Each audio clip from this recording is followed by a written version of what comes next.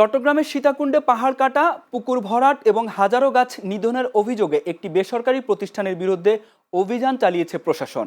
কিন্তু জরিমানা ও কারাদণ্ডের পরও বন্ধ হয়নি কার্যক্রম। এমনটাই অভিযোগ করে উদ্বেগ প্রকাশ করেছেন স্থানীয়রা। বিস্তারিত প্রতিনিধি আশরাফুল ইসলামের শাহিনের তথ্য ও চিত্রে ডেস্ক রিপোর্ট।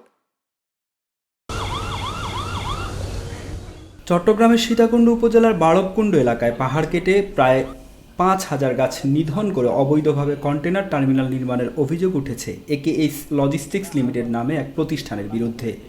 ভ্রাম্যমাণ আদালত প্রতিষ্ঠানটিকে ২ লাখ টাকা জরিমানা এবং এক কর্মকর্তাকে ১৫ দিনের বিনাশ্রম কারাদণ্ড দিলেও থামিনি তাদের কার্যক্রম, এমনটাই বলছে স্থানীয়রা। এখানে কোনো পদক্ষেপ নেওয়া হয় না, ওরা ওদের নিজস্বভাবে ওরা নিজেরা চালায়, এখানে ডাক দেওয়ার মতো কেউ নাই। দীর্ঘদিন ধরে বাড়বকুণ্ড এলাকায় একটি বিশাল পাহাড় কেটে সমতল করে আসছিল একেএইচ লজিস্টিক্স। স্থানীয় প্রভাবশালী মহলের সহায়তায় পাহাড় কাটার পাশাপাশি ভরাট করা হয়েছে একটি বড় পুকুরও। কন্টেনার টার্মিনাল নির্মাণের নামে এই কার্যক্রমে এলাকায় প্রাকৃতিক ভারসাম্য, জীববৈচিত্র্য মারাত্মক হুমকির মুখে পড়েছে বলে অভিযোগ উঠেছে। স্থানীয়রা বলেছেন, প্রকল্প বাস্তবায়নের জন্য নির্বিচারে কেটে ফেলা হয়েছে ফলজ ও বনজ গাছ।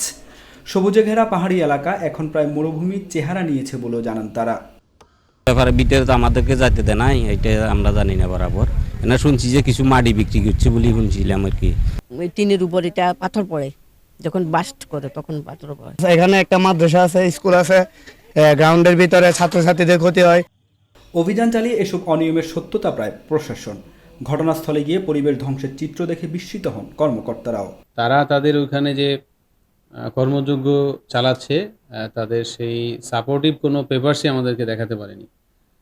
তো সেক্ষেত্রে আমরা বলে এসেছিলাম যে সংশ্লিষ্ট সকল দপ্তরে কাগজপত্র নিয়ে তারপর আপনার কাজ শুরু করবেন। আপনার ওই জায়গাটাতে মূল বিষয় হচ্ছে পাহাড় কাটা, এবং সেখানে আমাদের জায়গা থেকে ওই অপরাধের জন্য আমরা মোবাইল কোর্ট পরিচালনা করেছি। এ বিষয়ে বক্তব্য জানতে একেএইচ লজিস্টিক্স লিমিটেডের সঙ্গে যোগাযোগ চেষ্টা করা হলেও সাংবাদিকদের বাধা দেওয়া হয় বলে অভিযোগ পাওয়া গেছে।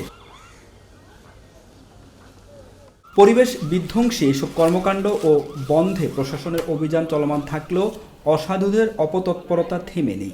তাই পরিবেশ রক্ষায় প্রশাসন যেন দ্রুত ও আরও কঠোর পদক্ষেপ নেয়, এমনটাই দাবি স্থানীয়দের। আমরা চাই নিরিবিলি একটা জিনিস যেন কোনো ট্রাবল না হয়। News desk, channel S.